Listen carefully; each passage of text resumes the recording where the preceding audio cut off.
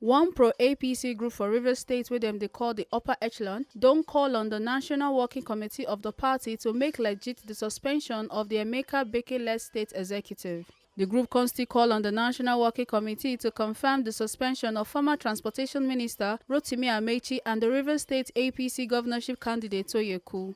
Coordinator for the group, Lucky Otto, na im make this call for one press briefing for Port Harcourt. Him say the group also don comot body for the katakata gbasgbos between the APC and the PDP, and say the PDP people get right to follow join body for the joint inspection of electoral materials. The executive of the upper echelon in Rivers State APC disassociate themselves individually as a group from the mold drama by the Amaechi-led APC in Rivers State. As members of the Rivers State APC, we call on the neutrality of the electoral empire, INEC.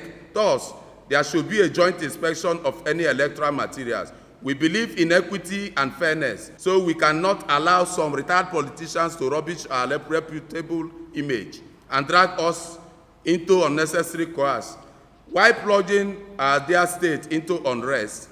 The outcome of the Presidential, National Assembly, Governorship and State Assembly elections in Rivers State was free, fair and credible, hence we are satisfied with it.